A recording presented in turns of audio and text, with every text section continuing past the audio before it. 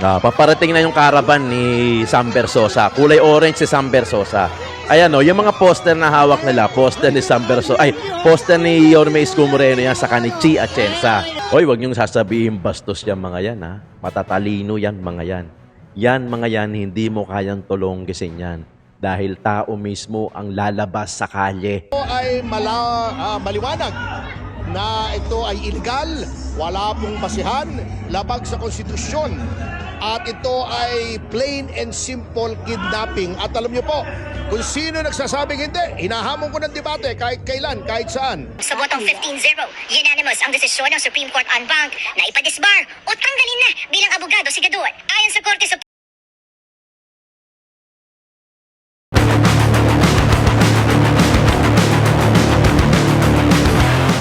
What's up mga kayon? Welcome back pa rin syempre dito lang sa Joe Malone TV para sa programa natin na issue ng bayan nating pag-usapan. Today is April 1. Uy, araw ng Martes dito sa Pilipinas. Kaya naman maganda umaga, hapon, gabi sa inyong lahat. Oy, maraming salamat sa lahat ng mga supporters natin, yung mga laging nanonood, nagtitiwala, nagkikinig at mahilig tumambay dito sa programa natin na issue ng bayan natin pag-usapan. Mega love shoutout po sa lahat sa inyo. Nandiyan naman kayong lupalop sa abroad o dito sa Pilipinas, Luzon, Visayas, Mindanao. Maraming salamat po sa abot ng sa tagos sa aking puso dahil sinusuportahan nyo yung programa natin. At naniniwala kayo na pinag-uusapan natin sa mga dapat na mga issue na dapat natin talakayin, himahimayin at higit sa lahat bosesan. Okay? Maraming salamat PDP Laban, vote wisely. Okay? PDP Laban para sa ating national midterm election at pati na rin dito sa mga local natin, Congressman Ernix Dionisio para sa Congressman Representative 1 sa Tondo. Pati na rin si Yorme Isko Moreno para sa pagka-mayor sa Maynila at pati na rin si along malapitan ng kalaban ni Trillanes sa pagka-mayor sa Caloocan naman. Okay? Shoutout din natin syempre Franklin Forog. Hoy, nagbabalik yan si Franklin Forog, Lorna Tuvera, Ma'am Florina Dacumos, Queen O, Rose Enriquez, Mary Jane Tabuada, Danny Majos Bongo, Ma'am Lorna, Danny Ubaldo, Lito Javier, Manik Sanko, at pati na rin si JU Production. Kung gusto niyo po magpa-member, meron po tayong membership button dyan. Maraming salamat po sa inyo sa pag-suporta nyo. April 1 today, birth month. Siyempre, birth month and going 45 na tayo. Oh, di ba? 45 na. At maraming salamat sa lahat ng sumuporta doon sa join membership. At paki-double check na lang mga kayo na. Paki-double check na lang kung nakasubscribe na kayo. Kung hindi naman, paki-thumbsuck. Di ba? Thumbsuck at saka share at higit sa lahat subscribe. Paki-double check kung hindi pa, subscribe na kayo. Tapos sa katabi niyan, merong bell icon. Paki-click yung bell icon. Tapos lalabas dyan yung all. Paki-click na lang yung all para lagi kayong updated sa mga videos na ina-upload natin every day. Okay? Eto na. Sam Versosa, tila ba binastos ang kanyang caravan dahil labang dumadaan yung kanyang caravan, may hawak na mga poster yung mga tao dito at sinisigaw, isko kami. Si Sam Versosa ay tumatakbo sa pagka-mayor ng Maynila. Si Sam Versosa, siya po ang, kung di ako nagkakamali, siya po ang may-ari o presidente ng Front Row. Yung networking na Front Row. Yan. Siya din yung representative din siya ng Wawawin ni Willie Revillame. Yan. Sa pagka-congressman. Representative. Yan. So magkakalaban sila. Si Mayor Hani Lacuna, ang incumbent. Isko Moreno, ang nagbabalik. Si Sam Versosa, yung may-ari ng networking. Sumusubok sa Maynila na sa pagka-mayor. Okay. Dumaan yung caravan. I think parola to Kung dito parola, Baseco to. Tapos nagsisigawan yung mga tao dito. May hawak na tarpaulin, isko. Si Isko Moreno kasi, saka si Tatay Digong, hindi naman parehas. Hindi. It will never be the same. Pero may konting similarity. Okay? Yung similarity na yun, in a way, sa nakikita ko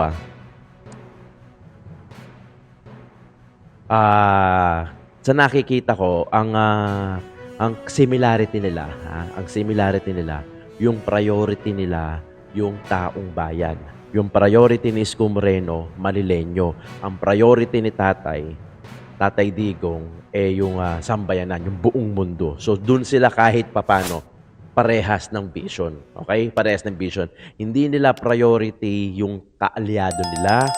Ang priority nila taong bayan o Manileño. Doon, in that way, in that particular way, doon masasabi ko na parehas sila in terms of politics views. Tama, mali. Diba? Kasi hindi naman taong bayan ang nagluklok kay Tatay Digong. So binalik lang niya yung serbisyo na dapat taong bayan din yung uunahin.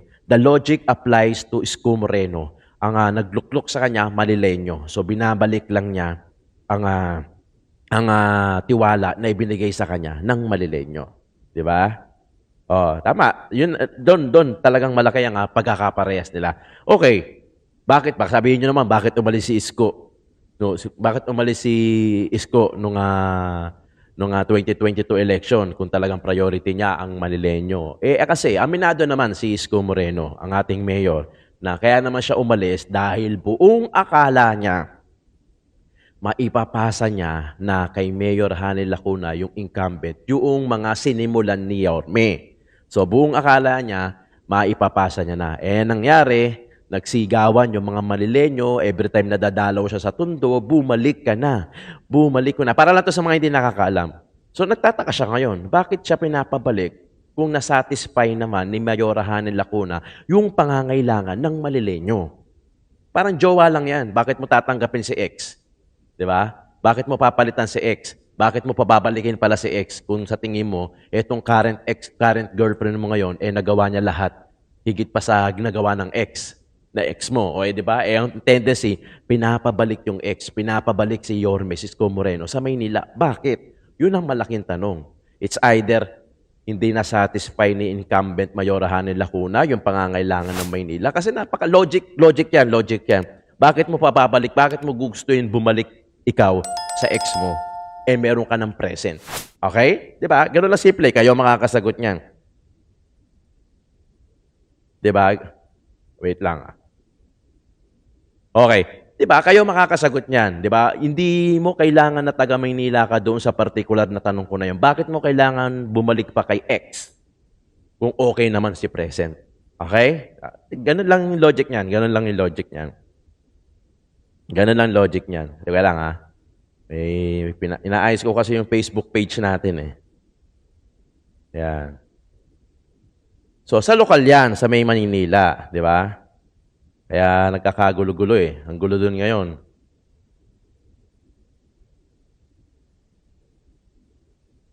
Yan, nasiisan natin to. Okay, tensya na. Okay. Inaayos ko kasi yung Facebook page natin kasi na-restrict Okay. So, yun, naglalaban-laban sila. Panoorin natin to. Naglalaban-laban sila. At syempre, ang gusto ng Manileño, bumalik sa Yorme. Diba? Bumalik sa Yorme. Tinugunan lang ni Yorme, ni Isko Moreno, yung kahilingan ng Manileño na bumalik siya. Ayaw na nga niya Kung ako tatanungin, parang ayaw na kasi okay na siya sa hosting. May pera naman siguro siya, galing sa pinagtrabahuhan niya. Artista pa siya, sumasideline pa siya. Mas masarap nga ang buhay ng artista Hindi ko mas masarap ang buhay ng artista in a way na kahit papano, medyo limited lang, ikaw lang yung iintindi mo sa kayong mga fans mo. Hindi gaya ng politiko, ang iintindi mo talaga yung constituent mo, di ba? Ang tendency, pinabalik siya ng mga Manileño, Yorme, bumalik ka na. Bakit siya babalik kung okay naman yung pamumuno ng incumbent nila? Di ba? So, yun yung logic doon. Di ba? Kaya, yun, bumalik siya, nag-file siya ng COC, hanggang sa yun na nga. Ito, yung nag-start na kasi noong March 28, yung campaign para sa lokal sa lokal, ito yung mga pagka-congressman at saka yung mga mayor, yung mga mayoral. Panoorin natin ito Pakinggan nyo maigi yung mga sinasabi ng Manileño rito. Ayan tarpaulin ni Isko Ang kulay ni Sam Bersosa, orange. Ang kulay ni Isko Moreno, puti, asul. Majority, puti.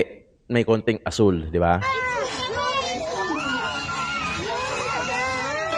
Ayan yung mga hawak na tarpaulin nila, Isko Moreno sa Chi Atienza. Paparating na yung caravan ni Sam Bersosa. Kulay orange si Sam Bersosa.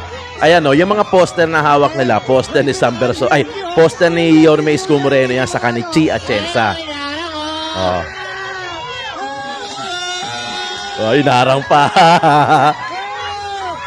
Hoy, wag niyong sasabihin bastos yan mga yan, ha? Matatalino yan mga yan.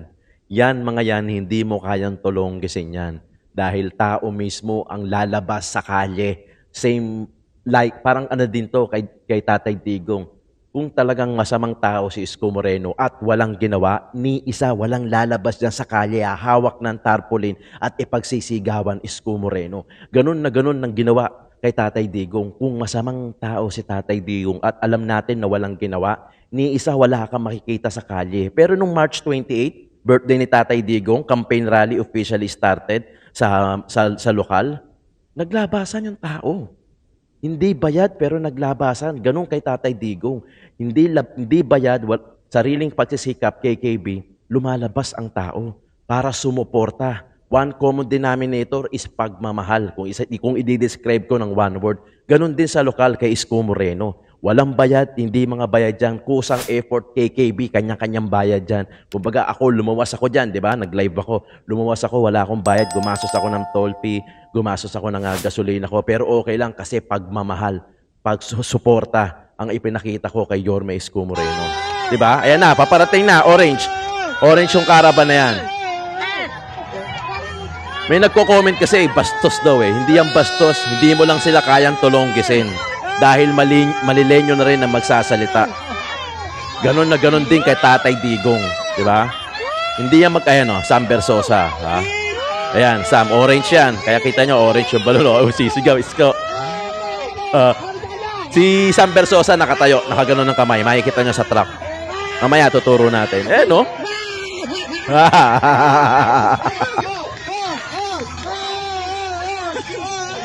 Ayan, no? Yan si Sam Versosa. Yan, ganun-ganun ang buhok. Oh. Kita itlog niya, no? Oh.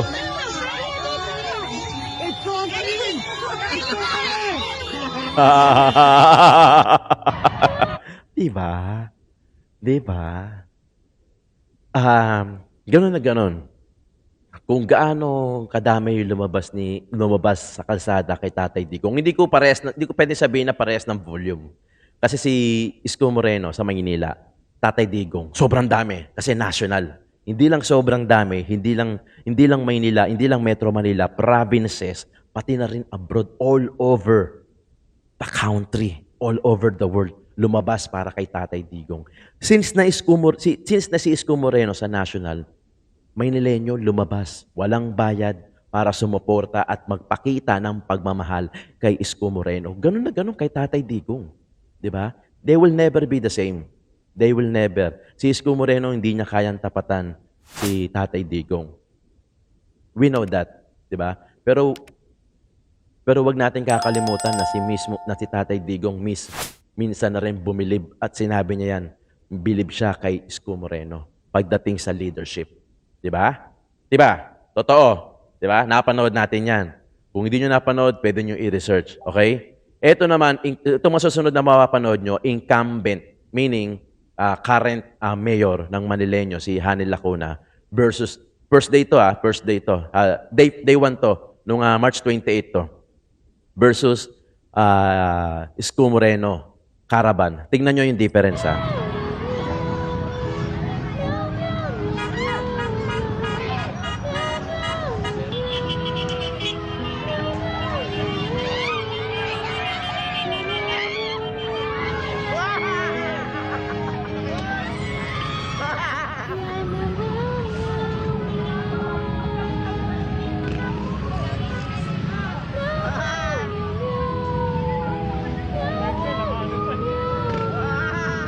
See? Kita niyo yung difference?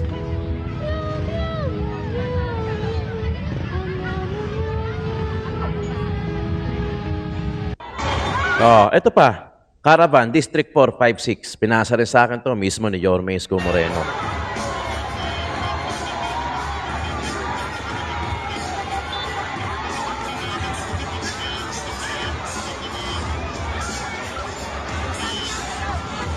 Oo, alam ko naman na sa mga caravan, sa mga motorcade pala, pero pinamimigay na damit, candy, t-shirt, cup, bowler ID. Ano yan, meron naman, meron. Tuwan-tuwa ang mga tao dyan pag kami, syempre libre, di ba? Huwag na tayo magpaka-hypocrite. Pero wag mo sabihin sa akin na lahat na nakikita niyong tao dyan, lahat dyan, habol, damit, imposible yan. Huwag tayong maglokwan. Matatanda na tayo para dyan.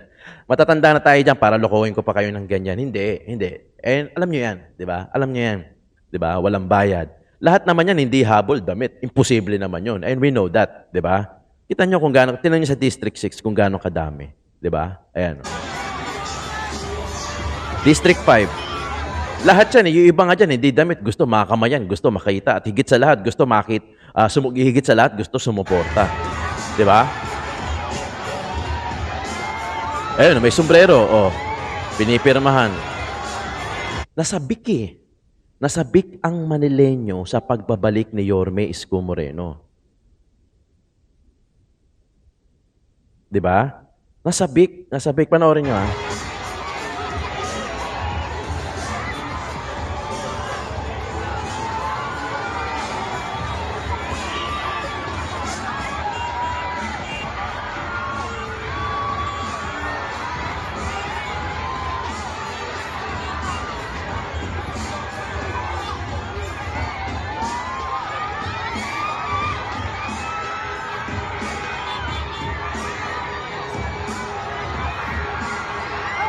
Ganun kadami.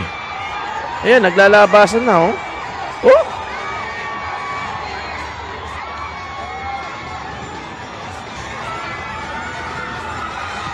Grabe. Oh, mahaba-haba yung video.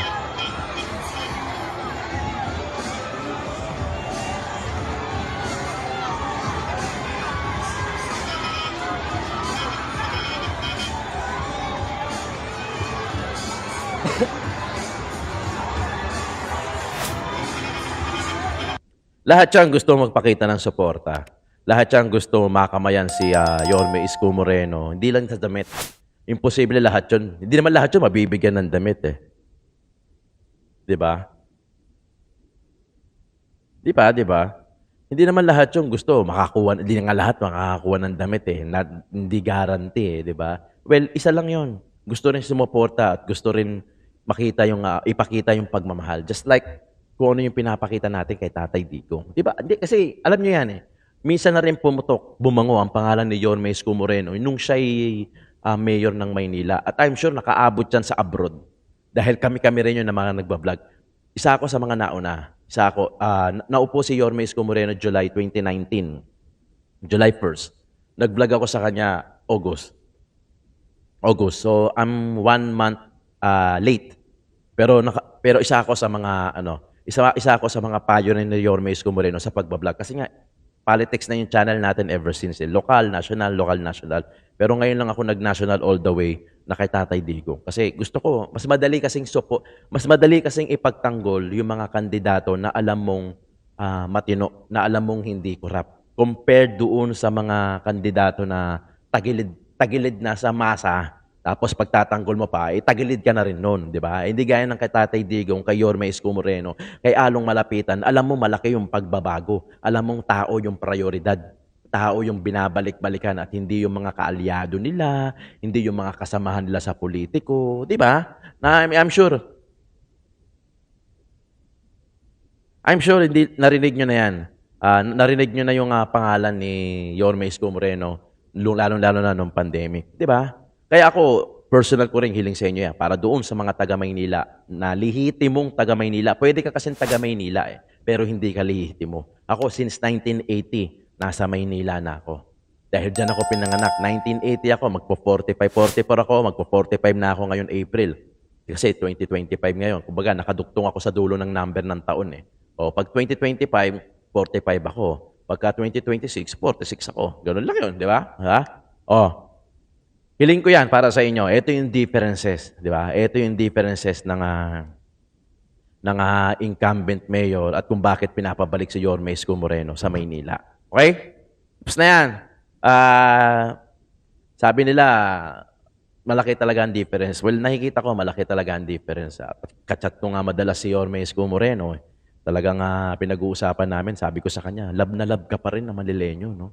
nagpapasalamat niya si Yorme Isko Moreno kasi talagang parang walang nagbago yung suporta. Nanabik yung Manileño, nanabik sa pagbabalik ni Yorme Isko Moreno. Talagang grabe pa rin yung pagmamahal na ipinapakita. Okay, dito naman tayo sa national, syempre, Attorney Panelo, FPPRD, unang Philippine President na binigyan ng Global Birthday Tribute. Yun nangyari noong March 28. Grabe yun. Grabe yung nangyari noong March 28. Talagang para sa akin, history.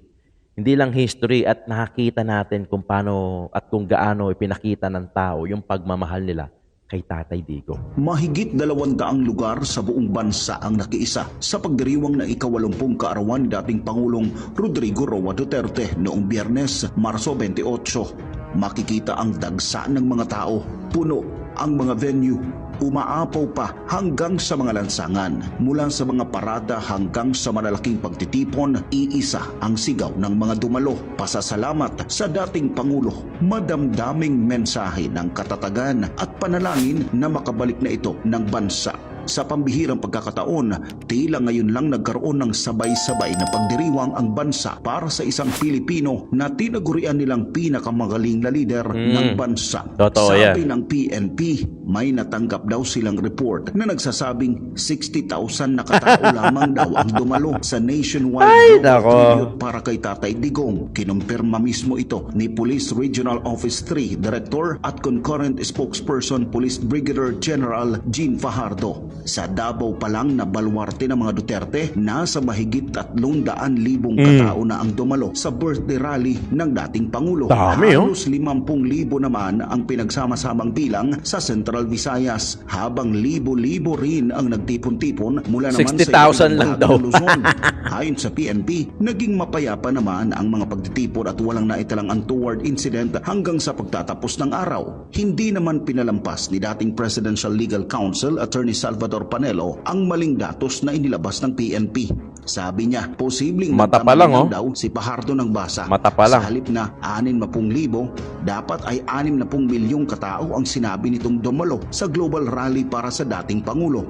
Nagkamali lang siguro ng sulat kasi ang ibig niya sabihin 60 milyon 600. sa buong mundo at sa Pilipinas ang nagsama-sama at nagtipon sa pagdiriwang kay Pangulong Duterte sa kanyang ika-80 na kaarawan at nanindigan para sa bayan at sinalungak ang ginawang pagmaltrato sa kanya, ang ginawang illegal na pag-aresto sa kanya, illegal na pagdetini sa kanya, illegal na pagkidnap at lalong-lalo na ang pagsuko ng pamahalaan ng soberentiya ng bansa.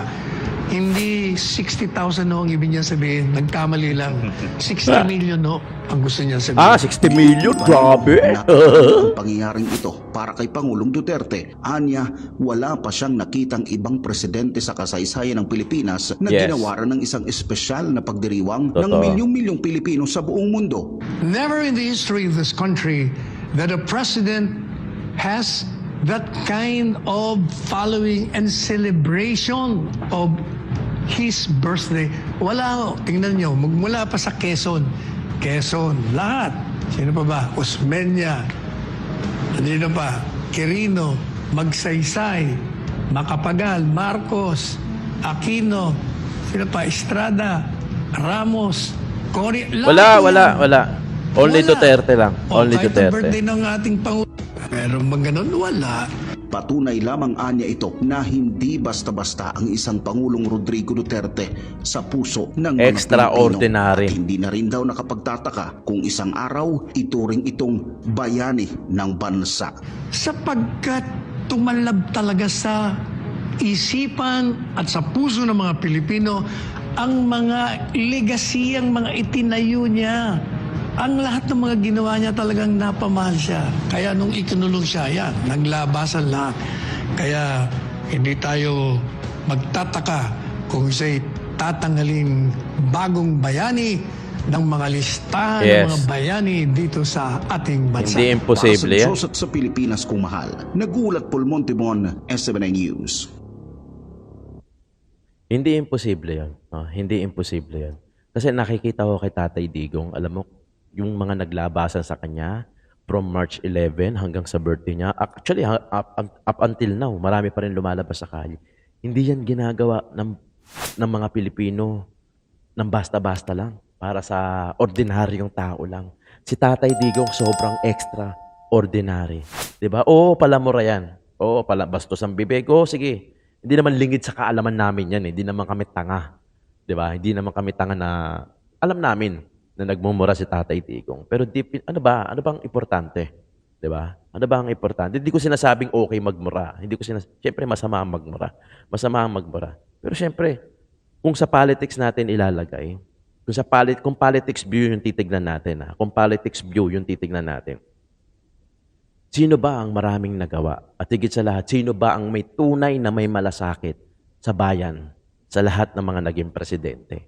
Di ba? Oh, sige nga, sabihin nyo nga kung sino. Di ba? Maliban kay Tatay Digong. Di ba? Si Tatay Digong, ang daming... Ito na lang tayo, malalaki na tayo rito. Malalaki na tayo rito. Hindi na tayo maloloko sa ganitong klaseng pamamaraan ng mga politiko. Bakit pagka yung ibang politiko nagsasalita, okay lang tayo? Pero bakit pag si Tatay Digong nagsasalita, may makikita ka na luluha? Alam mo, tagos sa puso yung sinasabi ni Tatay Digong. Okay? Di ba? Okay. Diba? Oh, malaki na tayo para maloko pa dyan. Di ba? Huwag nyo sabihin, hindi nyo ramdam yan. Di ba? Pag si Tatay Digong nagsasalita, nandiyan dyan na yung maluluha ka, mapapailing ka. Alam mo kasi may kirot sa puso mo. Bawat bitaw ng salita ni Tatay Digong, may kirot. Pero bakit pagka ibang mga leader nagsasalita? Wala lang. Sa cellphone pa nga yung iba Diba? Walang kirot, walang ramdam, hindi mahapdi, hindi ka maluluha. Bakit? Bakit si Tatay Digong lang? Diba? Diba? Bakit si Tatay Digong lang? Alam nyo yan, ramdam nyo yan. Gaya ng sasabihin ko sa inyo, hindi malaki na kayo para maloko pa ng mga politiko na ganito. Pero bakit si Tatay Digong pag nagsalita? Yung iba maluluha, yung iba may hapdi, may kurot sa puso. Kayo na makakasagot niyan, di ba? Kayo na makakasagot niyan. Okay, panoorin natin. Yung next natin, si Atty. Topacio. Mga pabor sa ginawang pag-aresto ni FPPRD, hinamon sa debate ng isang batikan na abogado, si Topacio. Walang paligoy-ligoy at diretsahang hinamon ni Atty. Ferdinand Topacio ang sino mang pumapabor sa iligal na pag-aresto kay dating Pangulong Duterte. Ayon kay Topacio, hindi lamang karapatan ng dating Pangulo ang nayurakan ng kasalukuyang gobyerno, kundi pati ang mismong konstitusyon ng Pilipinas. Ito po ay maliwanag na ito ay illegal, wala pong basihan, labag sa konstitusyon. At ito ay plain and simple kidnapping. At alam niyo po, kung sino nagsasabing hindi, hinahamon ko ng debate kahit kailan, kahit saan.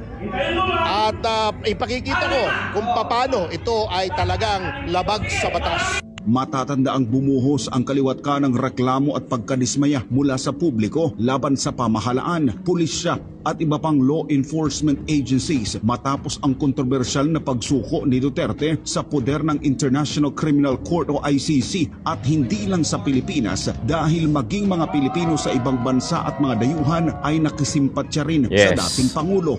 Patunay dito ang sabay-sabay na pagkikiisa ng buong mundo sa kanyang 80 kaarawan, isang araw ng paninindigan laban sa kawalan ng hustisya, paglapastangan sa batas at pagsuko sa isang Pilipino na walang ibang ginawa kundi mapabuti ang bayan. At habang tumatagal ang laban ng mga Duterte sa The Hague, Netherlands, isang malinaw na mensahe ang ipinaabot ni Topacio sa sambayan ng Pilipino. Bumoto ng tama at piliin ang nararapat na mga kandidato at sila ang mga kaalyado ng dating Pangulo. At isa sa kanyang partikular na ipinapakiusap ang matagal ng kaibigan at senatorial candidate na si Pastor Apollo C. Quiboloy na nagsilbi ring spiritual leader sa Duterte administration. Ako'y nakikiusap lamang po na lahat po ng mga kandidato na alam ni po ninyo na kaalyado ni Tatay Digong at alam po ninyo na sila po ay sincero na ipagpapatuloy ang ipinaglalaban ni Tatay Digong. Yun po ang suportahan natin sa darating na eleksyon. At kasama na po dyan siyempre ang ating mahal na pastor.